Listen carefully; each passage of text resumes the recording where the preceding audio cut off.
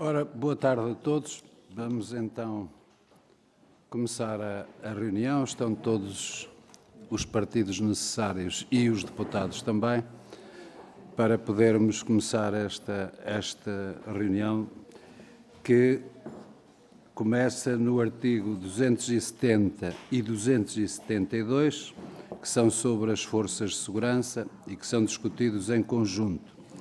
E, portanto, só tem proposta de alteração o PCP e, portanto, passava a palavra ao Sr. Deputado João Dias. Muito obrigado, Sr. Presidente. Cumprimentar o Sr. Presidente, os Srs. Deputados. O PCP apresenta aqui, no artigo 270, a alteração que assenta em 2 pontos. Um deles é a retirada de uma referência que é feita neste artigo relativamente aos agentes militarizados nos quadros permanentes de serviço efetivo. Entendemos nós que esta referência não tem cabimento, dado que militares e agentes dos serviços e forças de segurança já abrange tudo. Contudo, importa avaliar que os elementos da GNR e da Polícia Marítima são militares. No que diz respeito a esta definição de militarizados, há aqui, quanto muito, algumas diremos, referências, nomeadamente os guarda-portões, os faroleiros, o pessoal do troço de mar, esses que funcionam junto da Armada, da Marinha. Portanto, no nosso entender, a estes também não faz sentido serem considerados também agentes militarizados. Depois temos uma outra sugestão que tem a ver, de proposta de alteração, que tem a ver com a eliminação da admissão do direito à greve. Entendemos que há aqui uma restrição constitucional do direito à greve que é totalmente discriminatória, tendo em consideração que só a PSP não tem direito à greve, já que a Polícia Judiciária, o CEF e a ASAI têm, e precisamente por estes terem também não veio nenhum mal ao país, entendemos nós que não há razão nenhuma para que exista uma restrição à PSP no direito à greve. Já quanto ao artigo 272, a proposta do PCP visa consagrar a natureza civil das forças de segurança, nomeadamente o que poderá implicar e implicaria que a GNR e a Polícia Marítima transitassem para a esfera civil. Esta é, de facto, uma linha de pensamento que o PCP há muito defende. Importa, se calhar, avaliar o que é que, em termos de forças e serviços de segurança, como é que estamos consagrados, ou seja, a Polícia de Segurança Pública, a PSP, e a Guarda Nacional Republicana, todos, mesmo a própria ASAI, a Polícia Marítima, o CEF, a Polícia Judiciária, enfim, todas estas forças e serviços de segurança têm a natureza civil. Vamos avaliar. A PSP, com natureza civil, responde ao Ministério da Administração Interna. A GNR, com natureza militar, cumpre missões estritamente civis, responde ao Ministério da Administração Interna. A ASAI está sob a tutela do Ministério da Economia, não obstante tratar-se de uma polícia criminal. O CEF, tutela do Ministério da Administração Interna. A Polícia Marítima, sendo também um órgão de polícia criminal, está sob a tutela do Ministério da Defesa. Neste caso, como já referi ainda há pouco, da Armada. E, portanto, aquilo que nós queremos é que estas forças e serviços de segurança que desempenham missões exclusivamente de natureza civil e que, neste sentido, entendemos que devemos consagrar esta natureza civil a todas estes serviços e forças de segurança, e isso implicará, em nosso entender, a transição da GNR e da Polícia Marítima para a esfera civil.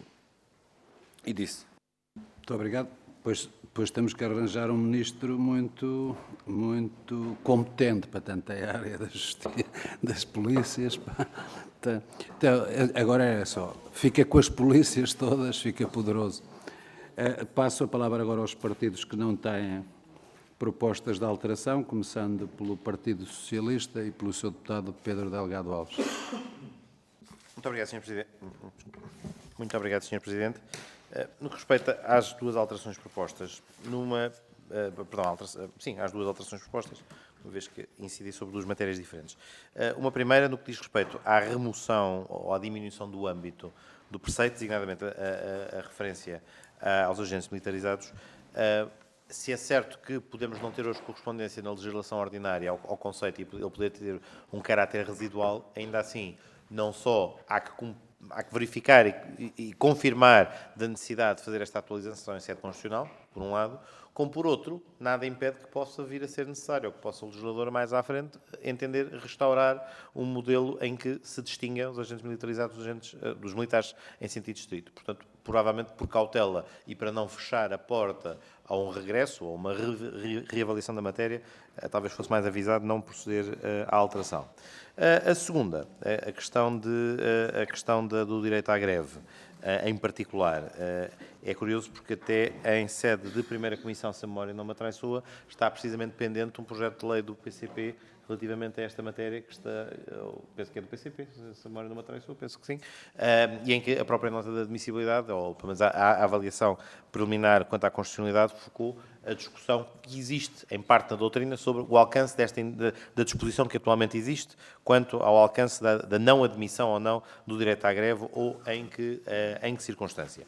Mais uma vez, do que aqui se trata, no artigo 270, é de uma norma que habilita o legislador, por maioria hiperqualificada de 2/3, porque é matéria da linha O do artigo 165, número 1, e depois matéria que tem que revestir 2/3 por via do 166, número 6, perdão, do 168, número 6, linhas A ou E, se a memória não me atraiçoa, em qualquer dos casos é a maioria de 2/3. Portanto, o que esta norma faz apenas é habilitar e definir quais é que podem ser os direitos fundamentais que podem ser objeto de restrição. E, mais uma vez, não tem de ser em sede constitucional que temos de tomar esta opção, ela pode continuar em sede de direito ordinário. Como, aliás, ontem, a respeito de outra matéria completamente diferente, mas chegámos, no fundo, à mesma conclusão. Não é necessário ou não é visado fechar as possibilidades que a Constituição abre.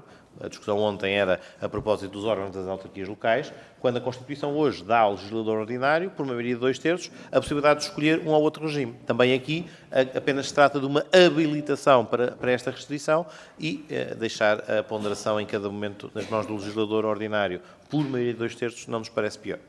Muito obrigado. Passo agora pelo PSD ao seu deputado André Coelho Lima. Muito obrigado, Sr. Presidente. Cumprimento-os a todos. Mas isto é daquelas propostas que merece a pena refletir sobre ela e refletir sobre ela até ao período de votação, não é?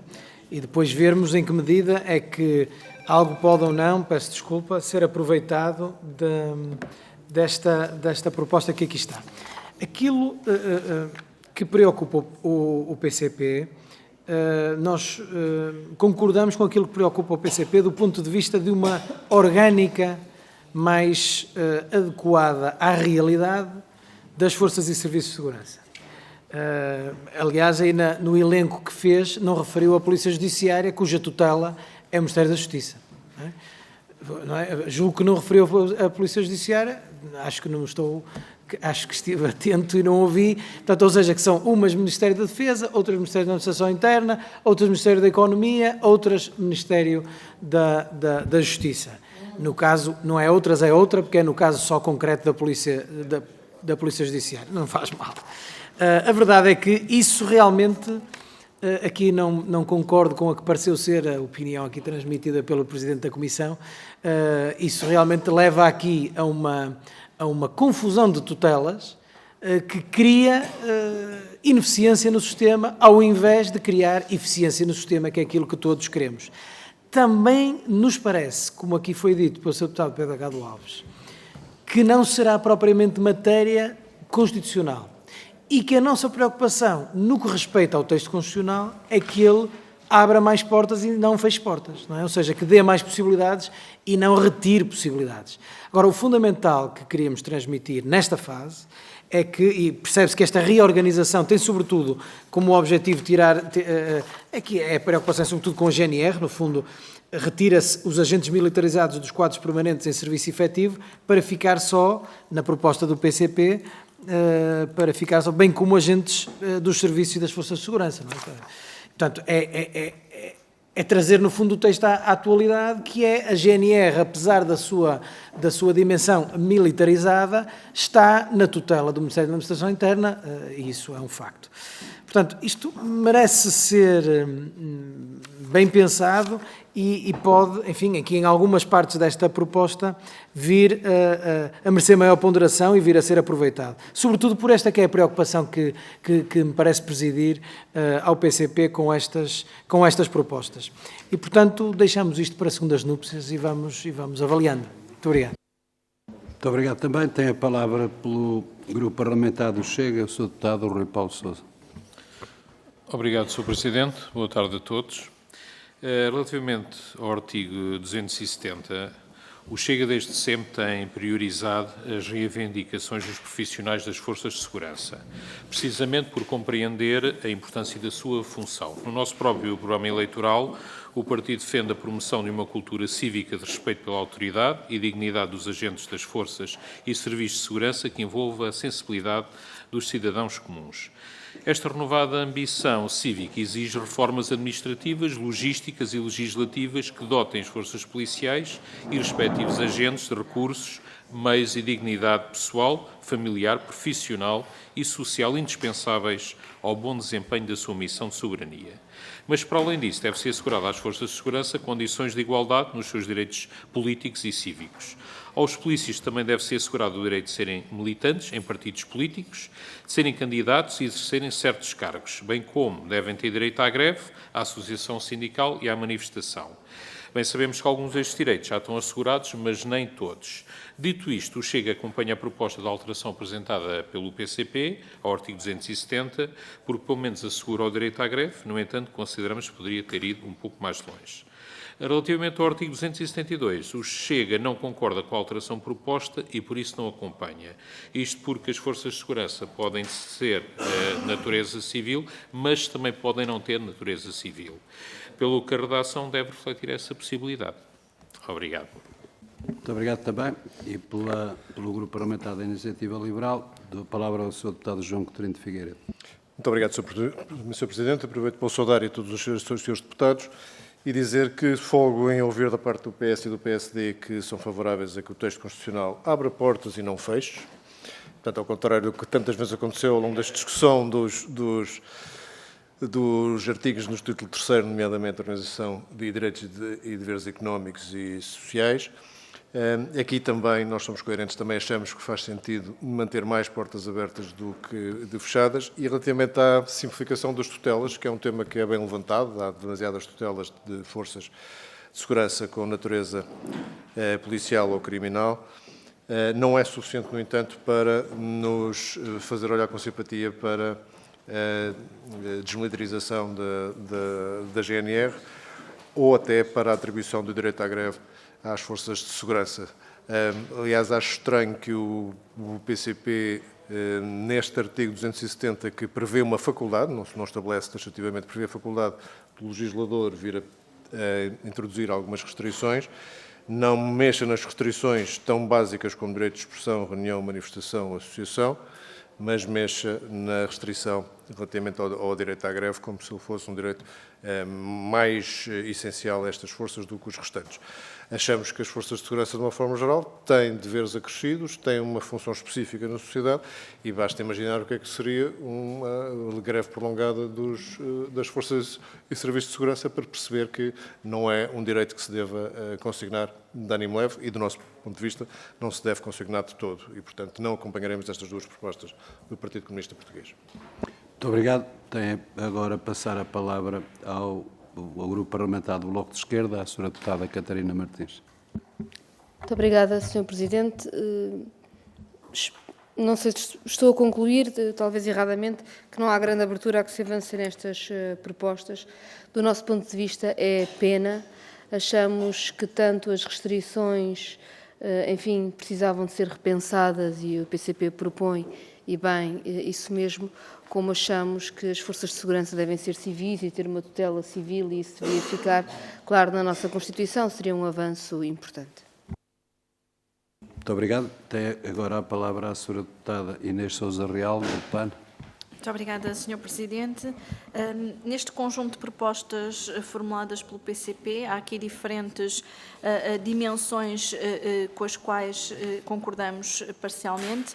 Por um lado, o reconhecimento, quer do ponto de vista do direito à greve dos militares, as forças e serviços de segurança, que nos parece uma decorrência óbvia e necessária do direito à organização sindical. Este limita-se aqui, liga-se ao papel que têm de ser os garantes da soberania e de segurança nacional e à subordinação destes à legalidade democrática. No entanto, esta alteração, no nosso entender, faz sentido, porque naturalmente o direito à greve teria que ser aqui especificamente regulado e tal como já é regulado o direito ao associativismo sindical e como também sucede no exercício de funções de soberania ou funções conexas com estas, e tal regulamentação pode, por exemplo, garantir serviços mínimos, o que de alguma maneira permitiria contornar qualquer tipo de preocupação que pudesse advir de uma alteração desta natureza. Por outro lado também, nomeadamente no artigo 272, que procura com esta proposta atribuir natureza civil às forças de segurança, pondo aqui, enfim, à natureza militar da GNR e da Polícia Marítima. Convém, de facto, caminharmos aqui para que as forças de segurança sejam, acima de tudo, forças ao serviço público e que, de alguma maneira, como já acontece com a Polícia de Segurança Pública, o caráter militar das forças de segurança tem aqui um cunho e até de alguma forma muito associado a certo tipo de autoridade que neste caso, e até mesmo tendo em conta a evolução das democracias, achamos que o debate pode e deve ser feito, não significa que estejamos já em condições de tomar esse tipo de decisão, mas achamos que é um debate não só pertinente, como também que faz sentido, tendo em conta até a dispersão de meios depois que existe, porque há aqui um debate que não cabe nesta revisão constitucional, mas que pode e deve ser feito até fora dela, que tem a ver com o facto de temos uma Guarda Nacional Republicana, temos uma PSP, temos as Forças Armadas e, portanto, temos uma série de dispersão de meios e de forças que acaba, por alguma forma, não se abrir a porta a um debate sobre uma polícia única e que, se calhar, em pleno século XXI faria sentido, com todo o respeito pelas especificidades depois que cada órgão tem, poder-se fazer esse debate.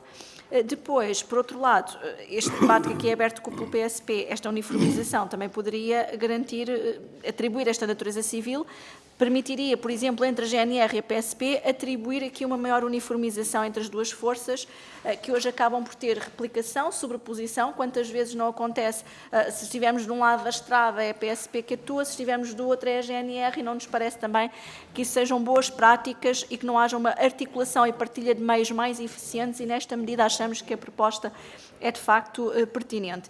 Provavelmente o caminho pode não ir pela revisão constitucional ou pela previsão taxativa da natureza civil, mas por uma solução que seja mais aberta e que possibilite à lei ordinária alterar e fixar um estatuto militar ou civil, conforme a própria avaliação técnica que seja feita no momento, mas apesar destas dúvidas e desta posição em relação a esta matéria, saudamos o PCP por trazer esta proposta a debate que nos parece muito pertinente.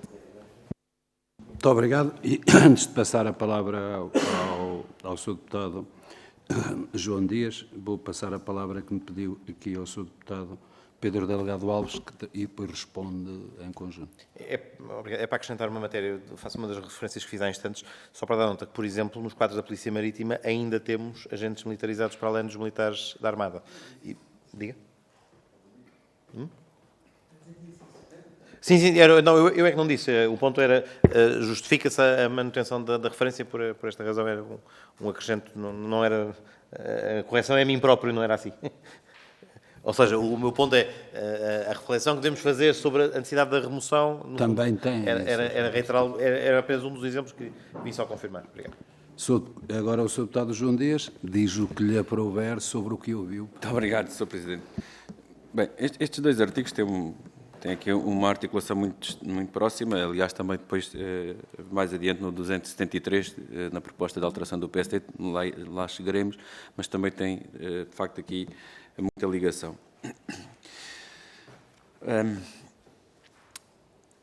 Começando aqui, se calhar, pela parte mais fácil, que tem a ver com a apreciação feita pela Iniciativa Liberal. Só abrir aqui o computador. Que refere esta questão em que o PCP não se preocupou com o exercício de direitos, nomeadamente direitos de expressão, reunião, manifestação, associação. É preciso olhar para este artigo com algum cuidado, porque estes direitos estão diretamente relacionados com os militares. Mais à frente vem aquilo que tem a ver com os agentes dos serviços e forças de segurança. Portanto, o artigo está devidamente subdividido em dois, ou seja, está de facto, tem aqui, mas o PCP esclarece, deixa bem claro se ele, porquê?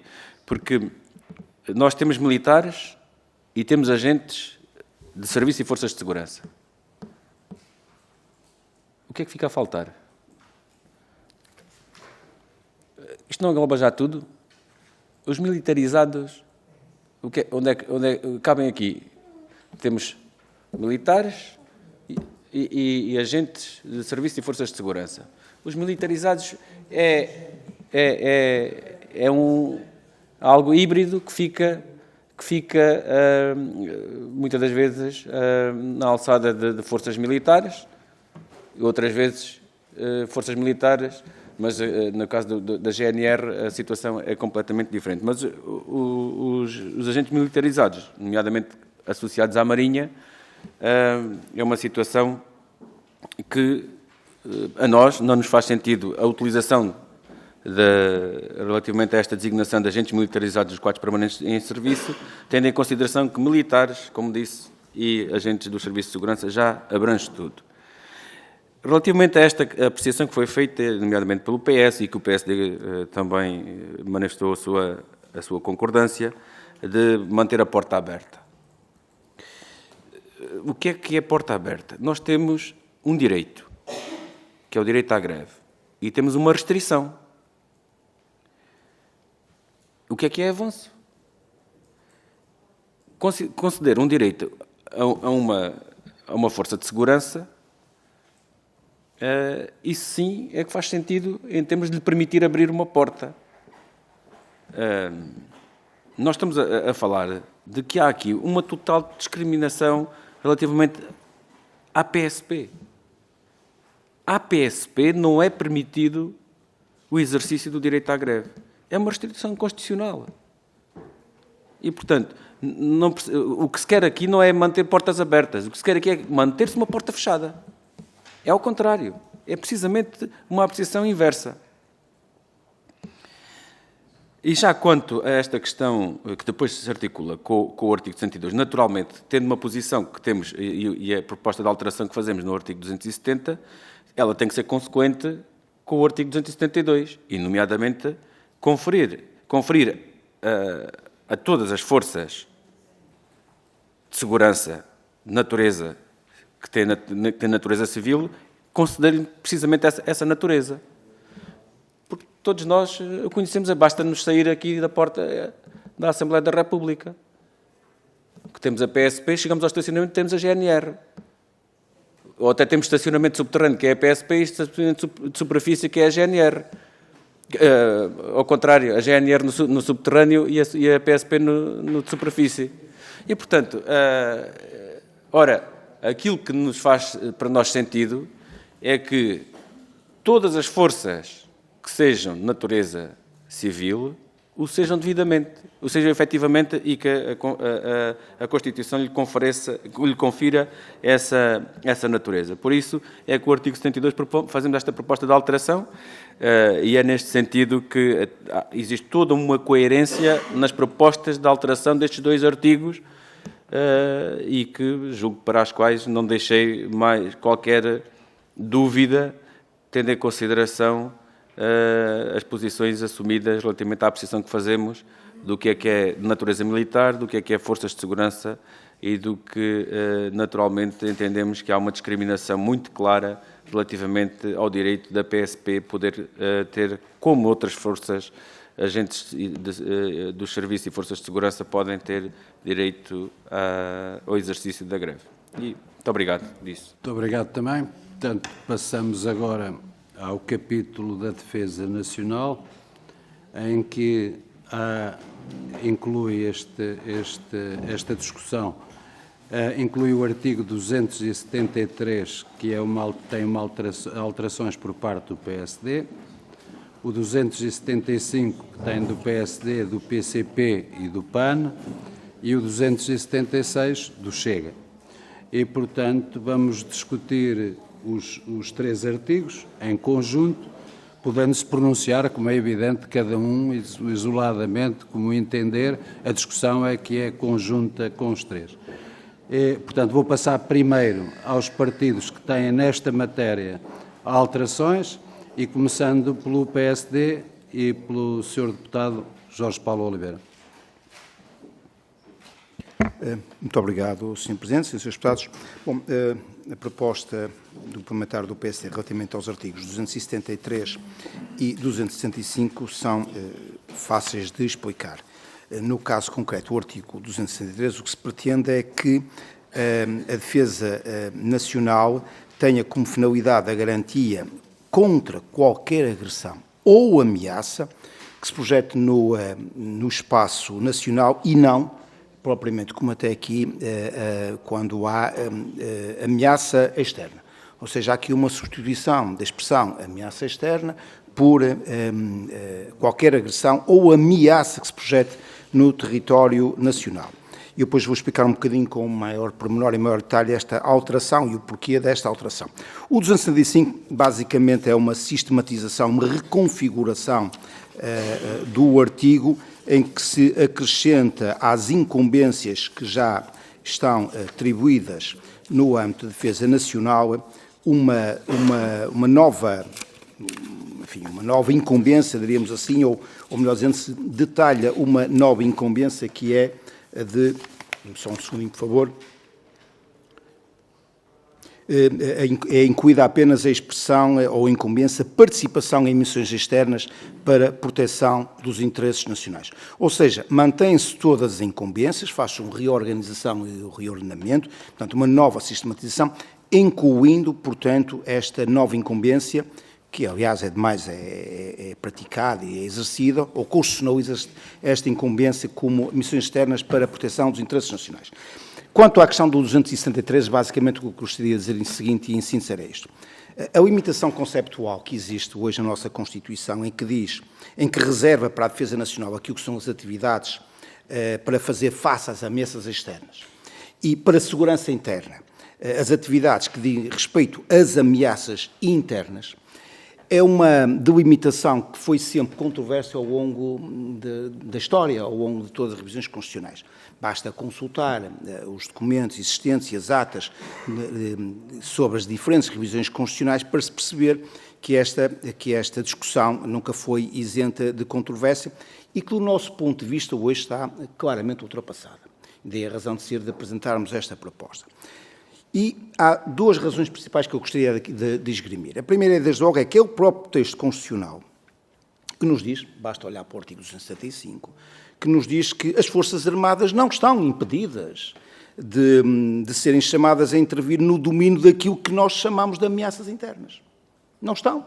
O próprio texto constitucional diz que as Forças Armadas podem ser chamadas, complementarmente, a intervir naquilo que são domínios de ameaças internas. Por exemplo, quando estabelece como incumbência das Forças Armadas a colaboração em missões de proteção civil. São consideradas ameaças internas. Quando atribui tarefas relacionadas com a satisfação de necessidades básicas e com a melhoria da qualidade de vida das populações. Tudo isto diz respeito a ameaças internas. Igual entendimento resulta quando olhamos para a legislação ordinária. Basta ler a Lei Orgânica de Bases da Organização das Forças Armadas ou nos socorrermos daquilo que é o conceito estratégico de defesa nacional para percebermos que, de facto, as Forças Armadas podem ser chamadas a tarefas, a desempenhar tarefas ou incumbências que dizem respeito eminentemente a ameaças internas. E depois, o segundo argumento, e assim que consideramos o mais importante, é que hoje as ameaças e os riscos que se colocam a qualquer Estado não são ou não se enquadram, em regra, em perfis eminentemente ou exclusivamente localísticos. Isto é, muitas das ameaças que nós conhecemos e muitos riscos que nós conhecemos, não é possível em determinado momento dizer elas ocorrem interno ou externamente. É muito difícil perceber se elas ocorrem interno ou externamente. E não faltam exemplos, e os seus deputados conhecem-nos todos. Quando nós pensamos no terrorismo, quando nós pensamos na proliferação de armas de destruição maciça, quando nós pensamos na cibercriminalidade, quando nós pensamos nos ataques biológicos ou químicos, quando nós pensamos na pirataria, isto são ameaças que, por vezes, é difícil saber se elas ocorrem, tendo como ponto de partida o território nacional ou se vem do exterior. É mesmo muito difícil. Ou quando falamos de riscos, como as alterações climáticas, como os atentados ao ecossistema, como quando falamos dos incêndios florestais, como quando falamos da pandemia. Tivemos essa experiência. Tudo isto são riscos que muitas vezes é difícil identificar se eles começam dentro de um território nacional ou fora do território nacional. Isto é, se os podemos classificar como ameaças ou riscos eminentemente internos ou como ameaças ou riscos eminentemente externos. Portanto, nem sempre é possível. Nem sempre é possível. Na maioria dos casos, estas novas ameaças, nossos riscos, nós não podemos mesmo precisar onde é que eles têm início. Ora, neste contexto, é absolutamente crucial, do nosso ponto de vista, maximizar aquilo que são os pontos de referência que permitam uma detecção atempada e que permitam, naturalmente, uma intervenção ajustada a cada momento. E, neste contexto, nós não podemos excluir a defesa nacional. Não podemos excluir. Ora, não podendo excluir, seria importante que nós, enfim, constitucionalizássemos, ou melhor dizendo, que, do ponto de vista daquilo que é a intervenção da defesa nacional, ela não ficasse circunscrita apenas àquilo que são ameaças externas, mas a toda e qualquer ameaça ao território nacional, pelas razões que eu esgrimi. E não há nenhuma conflitualidade com aquilo que são depois tarefas de segurança interna e aquilo que são tarefas de defesa nacional. Aliás, pelo contrário, uma formulação neste sentido reforça até a necessidade de haver não só reforça a importância de uma articulação, como uma melhoria da articulação daquilo que são as forças de segurança e aquilo que são as forças de defesa nacional. E isso alcança-se com uma formulação deste tipo. Para terminar, e como eu disse que há da controvérsia, ou melhor dizendo que esta discussão nunca foi de controvérsia, eu socorro-me da intervenção preferida por Freitas do Amaral, se me permite, Sr. Presidente, a quando da discussão, não de uma revisão constitucional, mas exatamente a quando da proposta da Lei de Defesa Nacional das Forças Armadas, em que, a dado passo, e ele, Freitas do Amaral, enquanto Ministro da Defesa Nacional, em que, a dado passo, ele dizia que a recusa do conceito mais amplo, ou seja, de um conceito mais amplo que englobasse as ameaças internas e ameaças externas como algo que poderia estar atribuído às Forças Armadas, a recusa do conceito mais amplo visa, sim, evitar que o cidadão menos esclarecido ou grupos minoritários e antidemocráticos possam encontrar em formas demasiado amplas ou ambíguas pretextos de caráter conceptual para basear apelos a intervenções militares à margem das instituições democráticas ou contra as regras e os processos constitucionais. Portanto, esta concepção que nós hoje conhecemos foi politicamente justificada por determinado momento histórico que hoje não se verifica. Era só. Muito obrigado, Sr. Presidente. Muito obrigado também. Tem a palavra agora para apresentar também a proposta de alteração o Sr. Deputado Rui Paulo Sousa. Obrigado, Sr. Presidente. O Chega adita dois novos números a este artigo, o 276, defendendo... Diz? Sim. Defendendo todos os cidadãos, têm o dever de ser fiéis à pátria e de observar a Constituição e as leis. Como refere Bacelar Gouveia, a crise do Estado Seguro, promovida em parte pelos ataques terroristas de 11 de setembro de 2001, obriga a uma reflexão sobre como as Constituições devem enfrentar o novo fenómeno do risco nos termos em que este passou a surgir. Assim, o dever de fidelidade à pátria e observar a Constituição e as leis, e até mesmo algum dever para com a defesa da pátria, não deve estar circunscrito apenas aos cidadãos nacionais, mas também circunscrito a qualquer outro que resida em Portugal, cabendo-lhe as mesmas obrigações relativamente ao respeito pela lei e Constituição. E também do ponto de vista preventivo, importa estimular o serviço militar, bem como criar incentivos para o ingresso nas Forças Armadas.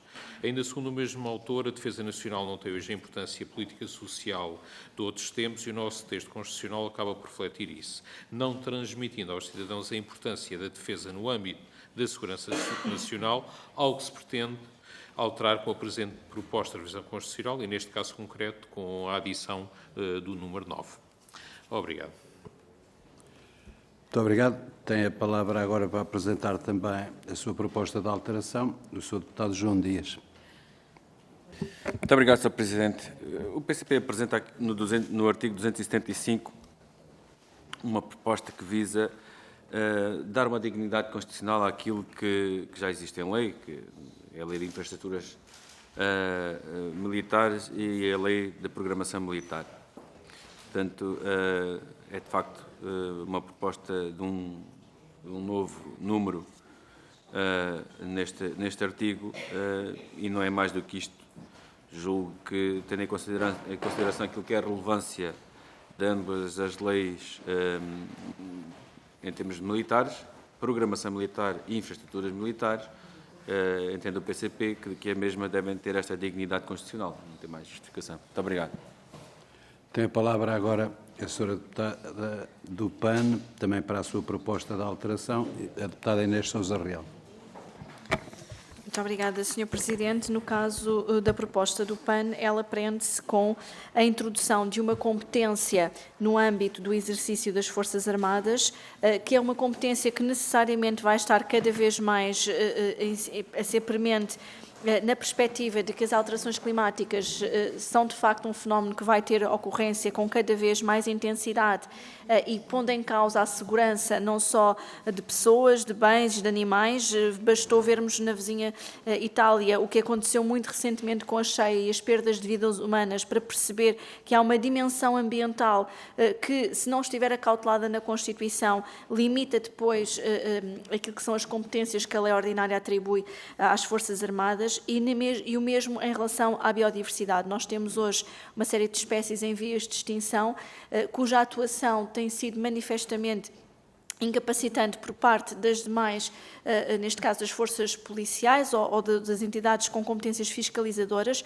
Há até uma criminalidade altamente organizada no caso do tráfico de algumas espécies e com montantes muito elevados no mercado negro que, de alguma forma, não nos parece que seja possível fazer face à atuação sem ser por via de entidades como é o caso das Forças Armadas e, nesse sentido, tendo em conta a possibilidade de alargamento das competências que depois terão que ser necessariamente intensificadas na legislação, como é evidente, esta proposta o que vem fazer é, de facto, permitir que sejam atribuídas também tarefas nesta dimensão, até porque ainda há pouco se falava nos ataques bioquímicos, por exemplo, que podem ter também esta dimensão, como nos mostrou a pandemia, da saúde, de uma só saúde, a saúde humana, a saúde animal e do planeta, e, portanto, parece-nos que, tal como na pandemia as Forças Armadas foram chamadas a intervir para também ajudar na atuação, nesta dimensão do ambiente e da biodiversidade também terá que haver necessariamente uma cooperação.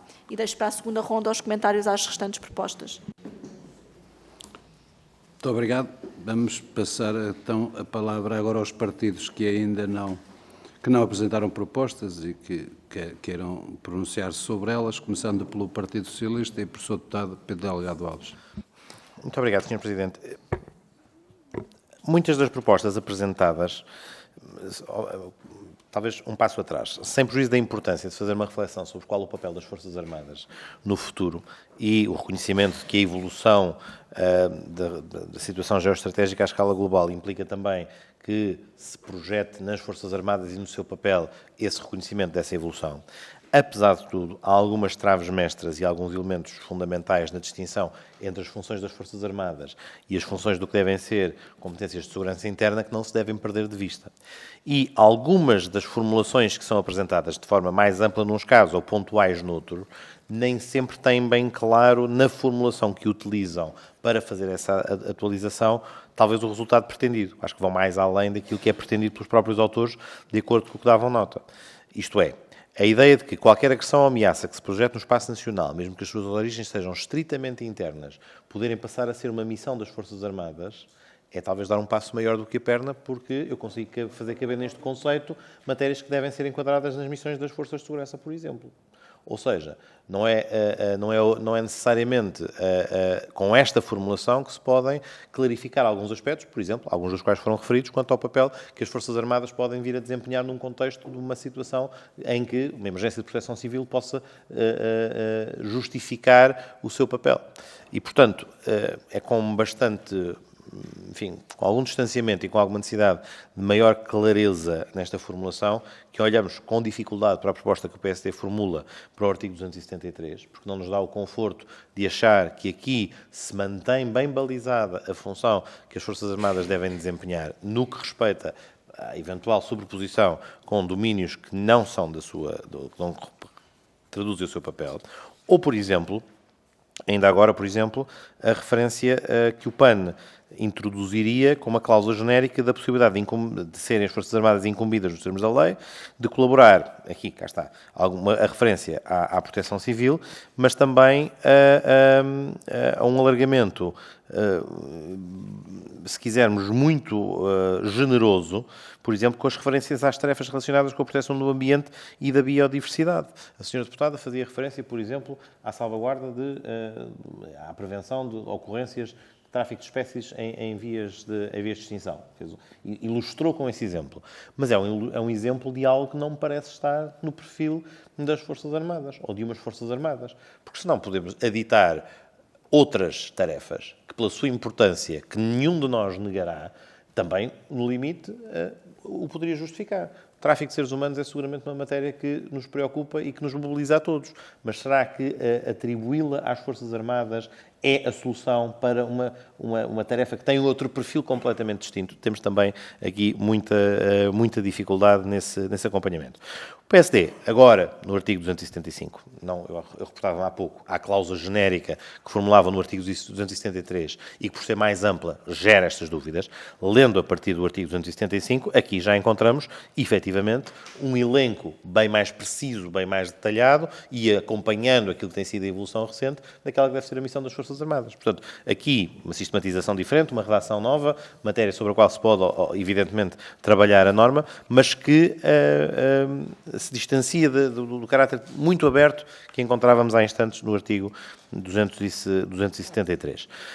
Quanto à proposta do PCP, parece-nos que ela é mais de natureza orgânica, se quisermos, na definição de quem é a competência para estas funções, talvez não incluíssemos aqui, nesta sede, também é discutível se ela já não estará, de alguma maneira, a coberto da reserva das bases das Forças Armadas. Portanto, é uma questão mais técnica quanto à inserção sistemática. É um princípio que reforça, ou pelo menos consagra na Constituição, um bom princípio de responsabilização e de aprovação em sede parlamentar, o que é de saudar. Enfim, pela dupla circunstância de se tratar de matéria orçamental também, e, portanto, que é uma prerrogativa por excelência do Parlamento e por também ser uma matéria relevante como é a da vida das Forças Armadas. A nossa única questão é se a melhor localização será aqui ou se numa reescrita do artigo 164, se for esse o caso, ou do artigo 165, nas matérias da reserva.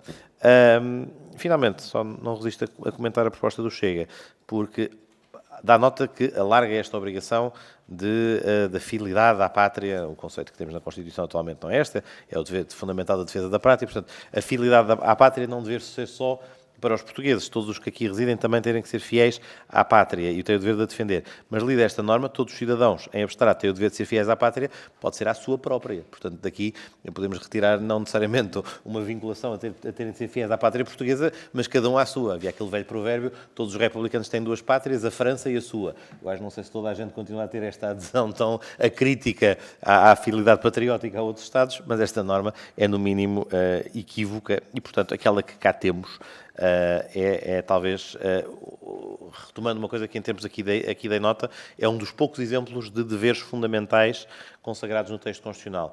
É este o da defesa da pátria, é o de pagar impostos, é o da proteção do ambiente e é o da proteção do património cultural, e mais não temos. Já tivemos aqui esta discussão, quando se discutiu a introdução de mais alguns, cá chegámos a um dos 4. E como vem formulada, parece-nos que vem muito bem formulada. Porque é um direito e um dever. Muito obrigado. Passo a palavra agora ao deputado João Coutinho de Figueiredo. Muito obrigado, Sr. Presidente.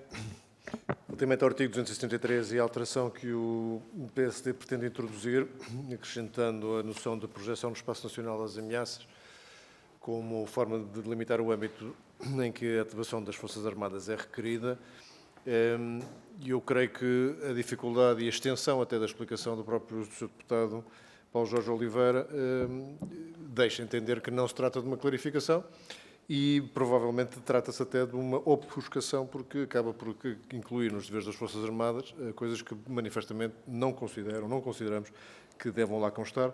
E acho que esta redação, que tal como hoje existe, nunca levou a qualquer dúvida, é daquelas que, se funciona, é melhor não mexer.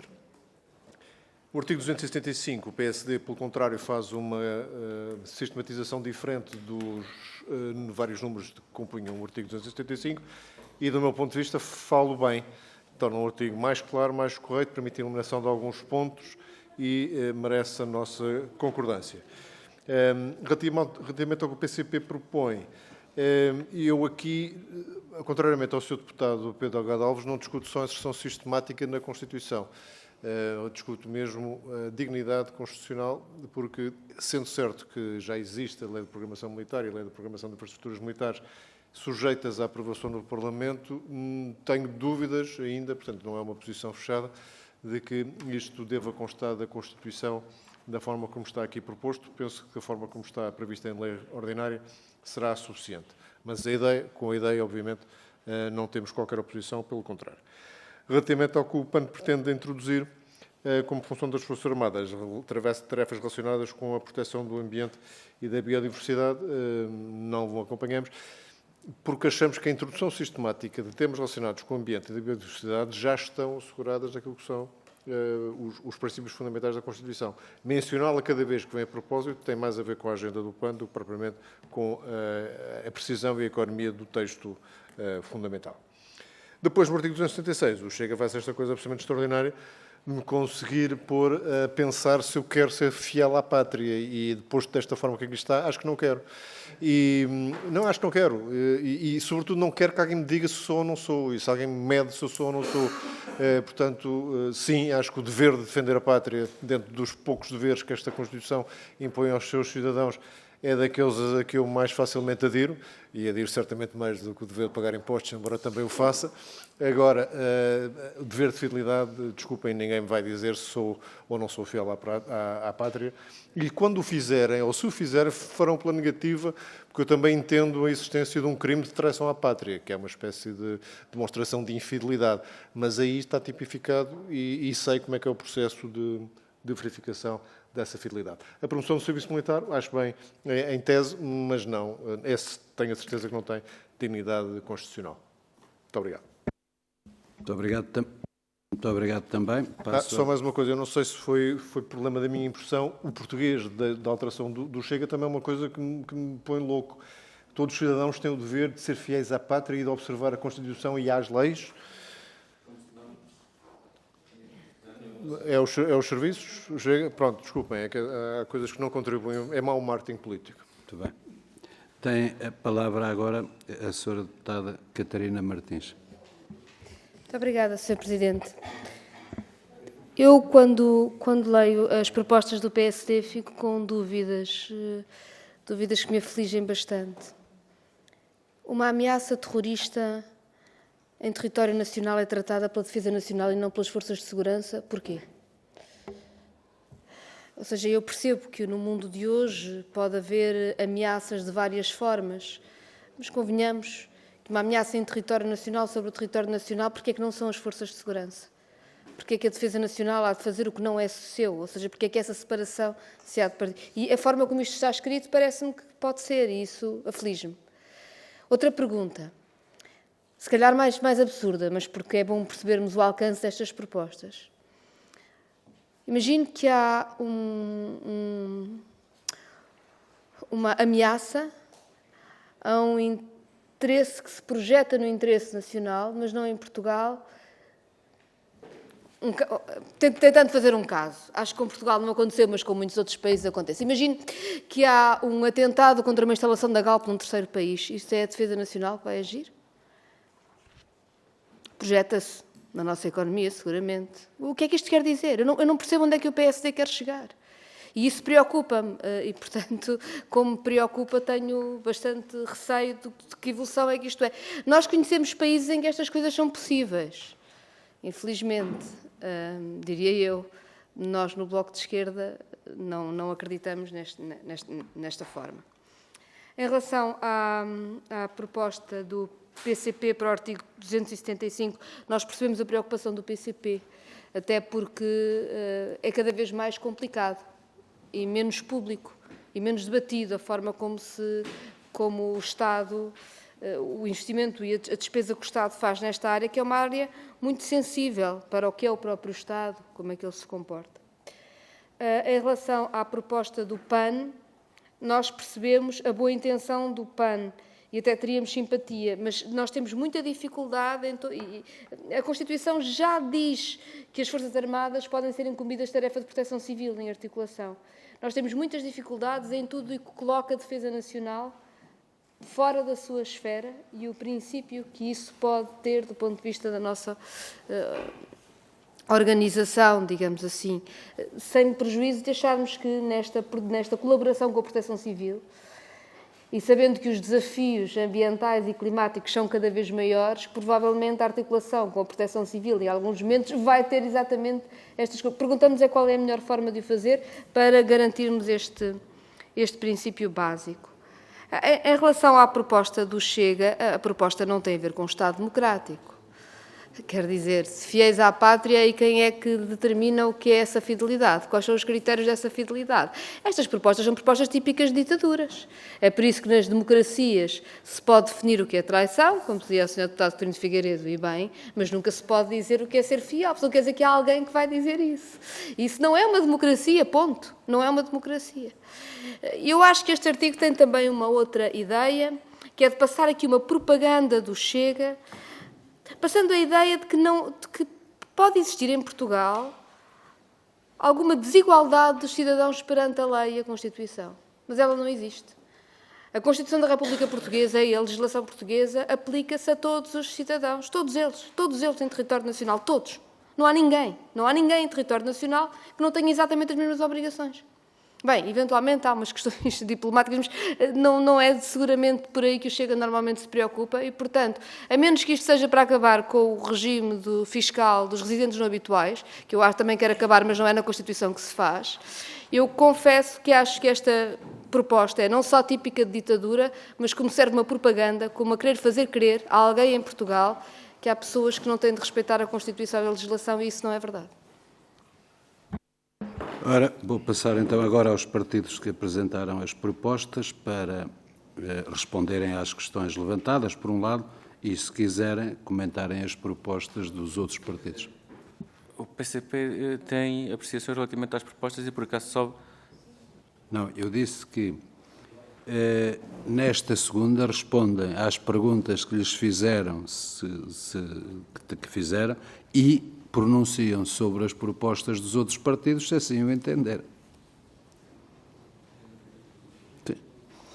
E começo pelo PSD, que é o deputado Jorge Paulo Oliveira. Muito obrigado, Sr. Presidente. Se me permitir começar pelas propostas das outras forças políticas e depois responder às questões que foram colocadas. É possível, Sr. Presidente? Muito bem. Bom, Arbitrária, desde às 2. Não, mas a ordem é arbitrária. Portanto, se quiserem começar pelas propostas, respondem no fim. Se quiserem responder primeiro, discutem as propostas no fim. bom. Muito bem, Sr. Presidente, relativamente às propostas das demais forças políticas e sobre a proposta do Partido Comunista Português, naturalmente que nós não negamos a importância crucial que tem a Lei de Programação Militar e a Lei de Infraestruturas Militares como instrumentos financeiros, instrumentos legais e financeiros, atenta a sua dotação em termos de recursos financeiros e intenta também a sua calendarização. Temos dúvidas da necessidade de constitucionalizar estas duas leis e identificar. Não estamos a retirar a importância, de modo algum, as nossas reservas é sobre a sua necessidade de as constitucionalizar. Nós temos outras leis de programação, curiosamente não são leis, são decretos-leis, que é o caso, por exemplo, da Lei de Programação de Infraestruturas e Equipamentos das Forças de Segurança, das Forças e Serviços de Segurança, que é designada habitualmente por lei, embora seja um decreto-lei, e também, tanto quanto eu sei, não será constitucionalizada, mas tem o mesmo efeito. Ainda que se venha a constitucionalizar, vamos admitir que se constitucionalizava estas leis, a necessidade, eu diria que dizer que são leis a aprovar pela Assembleia da República, é que é uma redundância, porque todas as leis são aprovadas pela Assembleia da República e, portanto, diríamos que esta expressão estaria a mais. Mas essa é uma questão meramente acessória. Nós temos sérias dúvidas da constitucionalização destas duas leis, por um lado. Por outro lado, suscita-nos uma questão. Nós sabemos, e a história dos investimentos nas Forças Armadas tem-nos dito que, por vezes, há investimentos cruciais que têm sido feitos à margem das leis de programação militar. O exemplo tipo que tivemos foi a aquisição das nossas fragatas, na década de 90, em 1990, 91 e 92. Tanto quanto tenho conhecimento, foi um dos maiores investimentos de sempre na Marinha e, no entanto, ela não foi feita na Lei de Programação Militar por razões explicadas à época. O mesmo aconteceu com a aquisição dos nossos F-16. Os F-16 foi o maior, ou talvez um dos maiores investimentos que fizemos, enfim, na história da democracia portuguesa, na Força Aérea, e ela foi feita à margem, foi feito um programa específico de aquisição destas aeronaves à margem da Lei de Programação Militar. Provavelmente, mas muito provavelmente, teremos que fazer programas específicos para substituir os F-16 e um programa específico para substituir as fragatas, mais os F-16 que são mais urgentes do que as fragatas, porque os F-16 daqui a 6 anos valem 0 e as fragatas, os F-16 custam 2,5 mil milhões de euros, substituí-los 12 aeronaves valem 0 daqui a 6 anos e as fragatas, se não forem substituídas, ou pelo menos não podemos ampliar o seu prazo de vida por mais 15 anos, mas daqui a 15 anos também chegarão ao seu limite de vida, já que têm, nessa altura, 50 anos. E custam 2,5 mil milhões de euros, ou seja, muito provavelmente teremos que encontrar um mecanismo de financiamento destes dois investimentos fora da Lei de Programação Militar. Mas eu não quero antecipar um debate que também está a decorrer na Comissão de Defesa Nacional. Quanto à proposta do PAN, ela não nos choca de forma alguma. Ela acaba por densificar e ir de encontro àquilo que é o conceito que nós aqui defendemos, de que esta delimitação conceptual entre ameaça externa e ameaça interna hoje está ultrapassada. E quando densificamos o artigo 275, aqui em parte já estou a responder a algumas das questões que foram colocadas, esta densificação, onde cabe também a proposta do PAN, como eu digo, não nos choca. Basta pensar, por exemplo, naquilo que já acontece hoje, que é a capacidade que a Marinha tem hoje, por exemplo, no combate à poluição marítima, para percebermos que esta densificação deste conceito faz sentido por essa razão e também por aquela perspectiva que nós dizemos de que o conceito A delimitação conceitual entre interno e externo hoje está ultrapassado, dado que os riscos são cada vez mais globais e muitas vezes não são localizados. Eu ainda não respondi totalmente à questão que foram colocada, mas irei no final, mas aproveitei para, em parte, ir respondendo. Quanto à proposta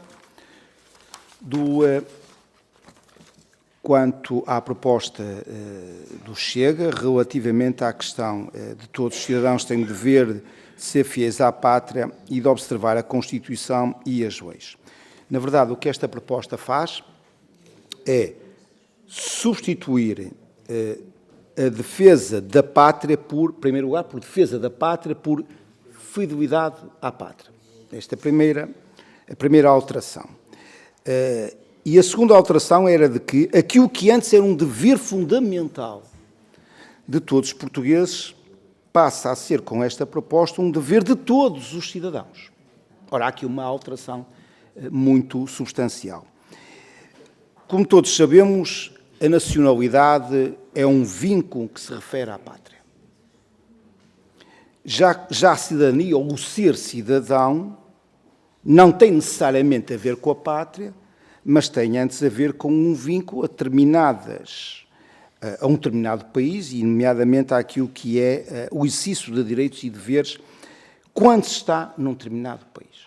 Ora, esta formulação causa-nos as maiores reservas e suscita-nos as maiores dúvidas, porque se nós não temos a menor dúvida de que todos os portugueses têm de ser fiéis à pátria, ou têm a obrigação de defender a pátria na formulação vigente ou na proposta de alteração, já temos alguma dúvida, já temos todas as dúvidas que os cidadãos estrangeiros, porque eles continuam a ser cidadãos, a diferença é que não são nacionais, são cidadãos estrangeiros, tenham o dever de ser fiéis à pátria portuguesa, porque a pátria deles não é portuguesa. Nós temos dúvidas sobre esta formulação. Não sobre a substituição, como eu digo, de defesa da pátria por fidelidade à pátria, mas da substituição de um dever fundamental, que era de todos os portugueses, para passar também a ser um dever de todos os cidadãos, todos aqueles que a realizem, incluindo os cidadãos estrangeiros. Para terminar, Sr. Presidente e Srs. Deputados, como eu já referi e insisto, a delimitação conceitual da ameaça interna e ameaça externa está totalmente ultrapassada. Resultou de um determinado momento histórico e não faz sentido manter uma delimitação conceptual que está ultrapassada numa revisão constitucional.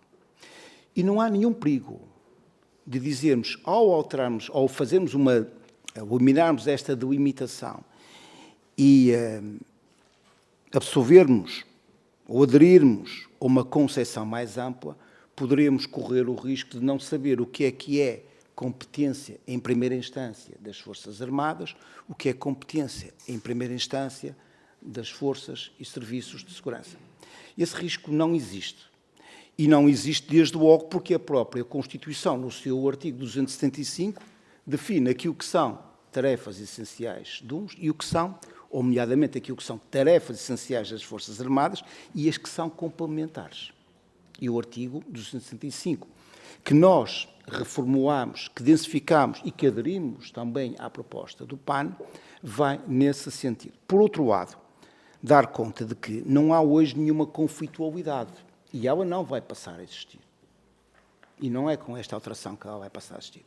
Mas deixem-me dar este exemplo.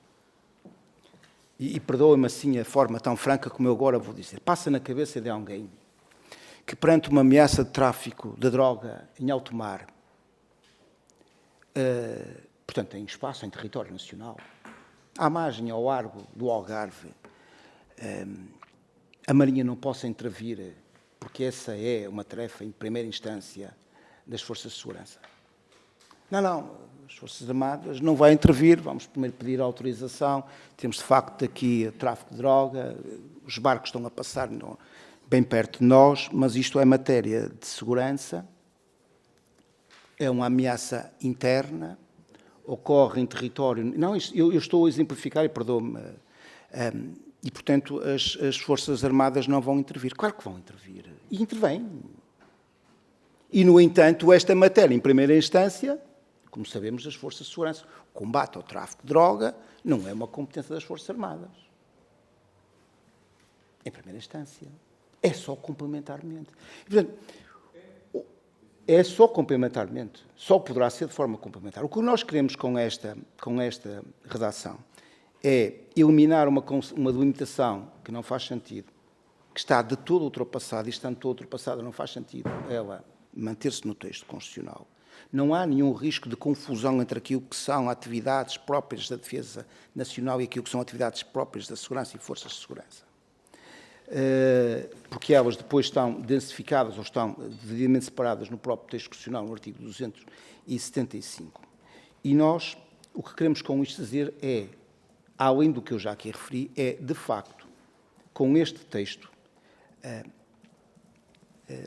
materializar algo que já está, enfim, que já é uma realidade, que é, não há nenhum problema, nem nenhum inconveniente, nem nenhum impedimento que as forças nacionais, que as forças armadas, intervenham em domínios da segurança interna, embora só complementarmente. Mas também com esta formulação, o que dizemos e alertamos e constitucionalizamos, se permitem, e de uma forma indireta, é a importância que existe e que tem que continuar a existir de uma promoção de uma capacidade mais estreita entre aquilo que são as forças dos serviços de segurança e aquilo que é as Forças Armadas, no sentido de garantir aquilo que todos queremos, que é garantir de uma forma mais eficaz a segurança interna e externa do Estado português. Muito obrigado. Tem a palavra o Sr. Deputado Rui Paulo Sousa. Obrigado, Sr. Presidente. Em relação à proposta 273 do PSD, não acompanhamos porque achamos que vai limitar a ação das nossas Forças Armadas.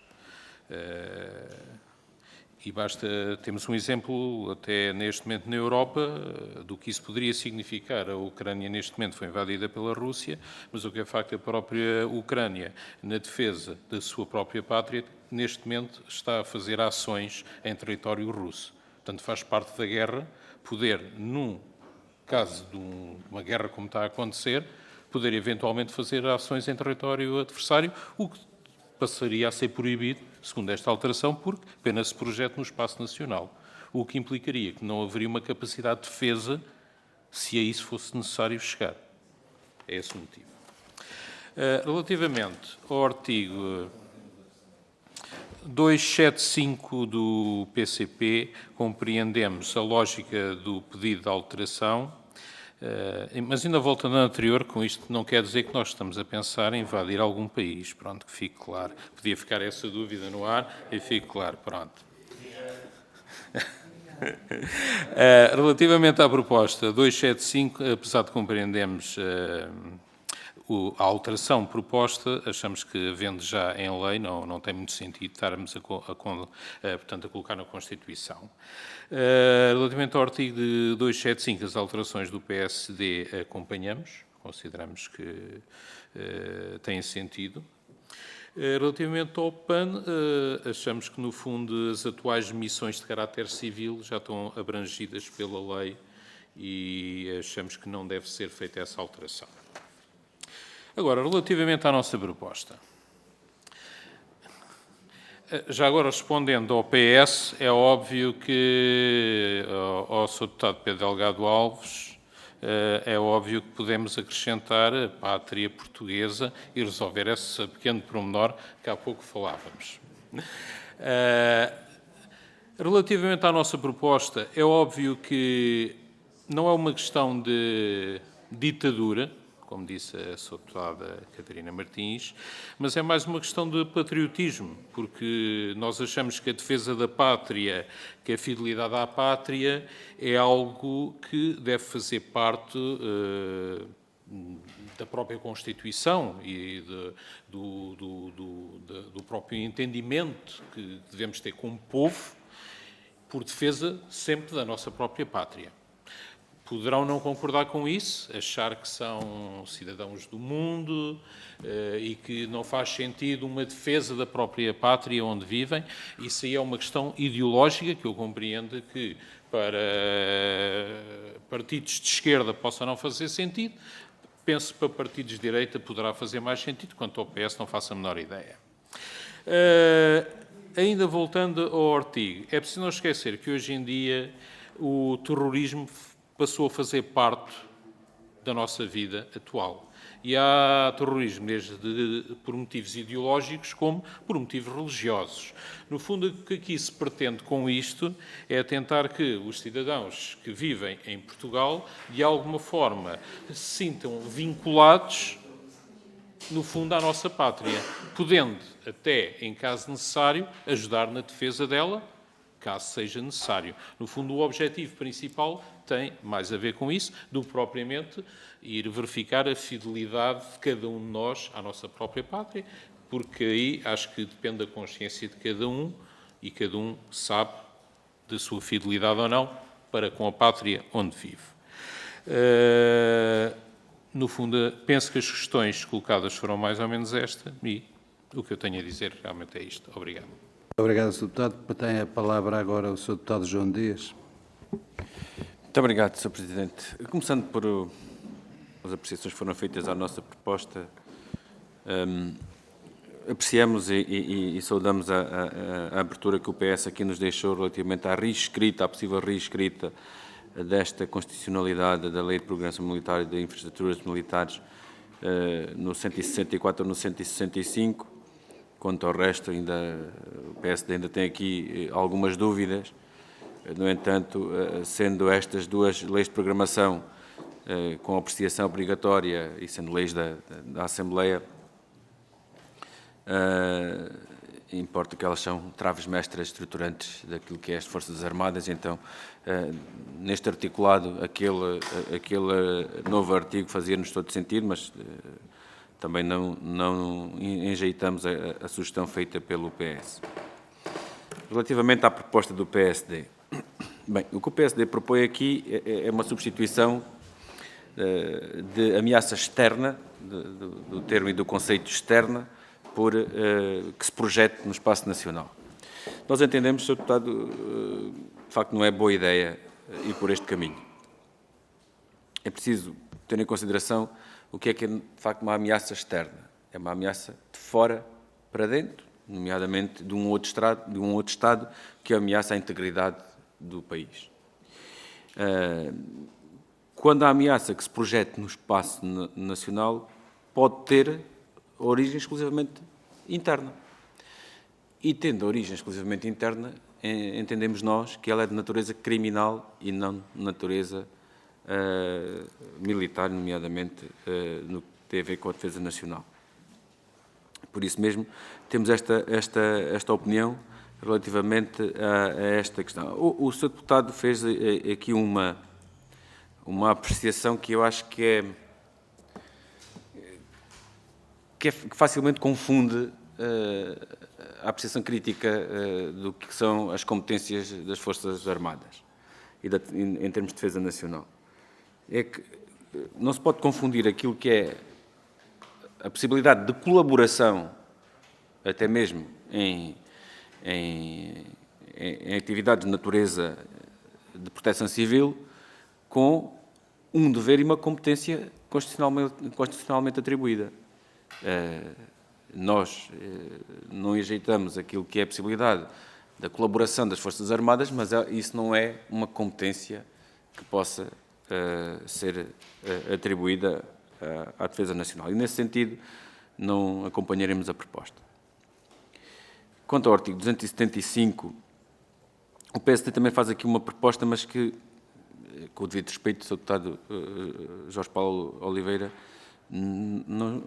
entendemos que não se justifica.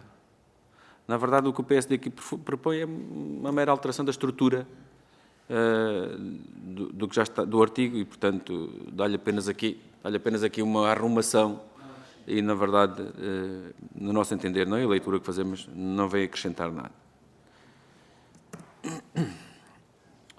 Quanto à proposta do PAN,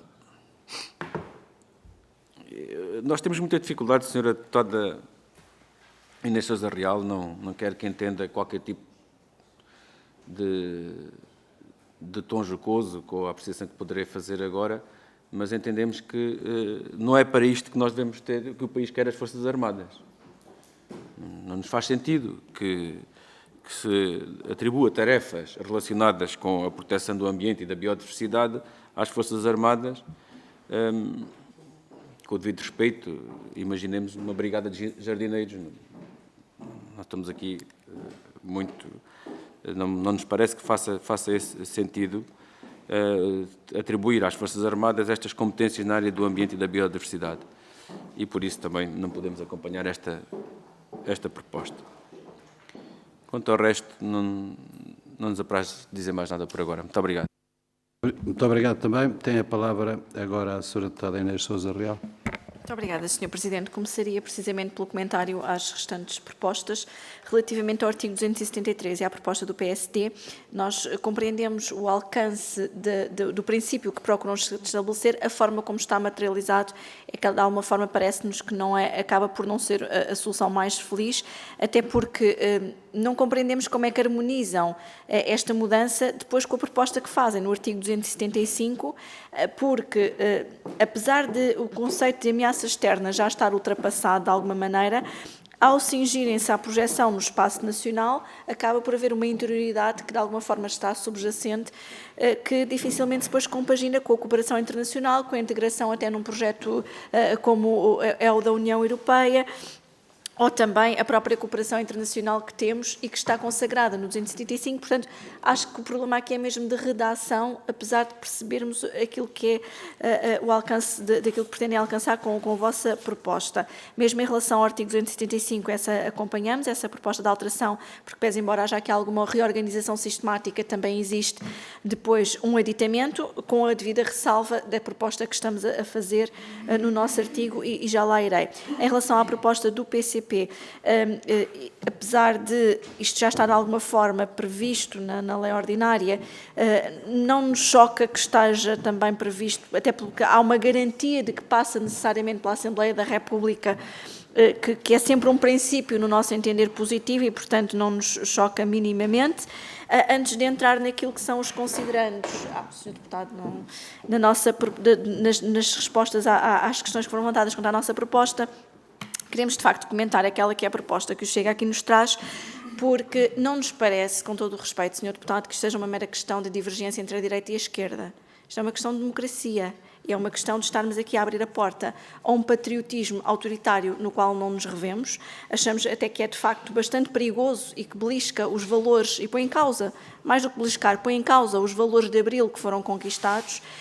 Mas, ao fazer esta distinção e esta alteração, seja de um dever de fidelidade, seja em passar a ter todos os cidadãos e não apenas os cidadãos portugueses, há até aqui uma outra porta que também nos parece claramente perigosa, que se prende com os portugueses que não são de bem na visão do Chega, poderão ser o quê? Traidores, considerados traidores à pátria, os cidadãos estrangeiros, os membros de determinadas comunidades, todos esses poderão ser considerados traidores à pátria se não estiverem enquadrados dentro da visão de lealdade e fidelidade que o Chega entende e que, felizmente, para não dizer outra coisa, não é governo, porque se fosse governo e tivesse o poder de decidir o que é que efetivamente era uma fidelidade ou não, uma lealdade ou não à pátria, teríamos aqui a abrir uma porta muito perigosa de perseguição, porque nós já tivemos não só a perseguição a opositores políticos no nosso país antes do 25 de Abril, tivemos também o caso de condenação, vamos imaginar alguém condena um ato racista, no entender do Chega poderá ser uma traição à pátria, é que de facto esta não é uma questão menor, não acompanharemos de todo,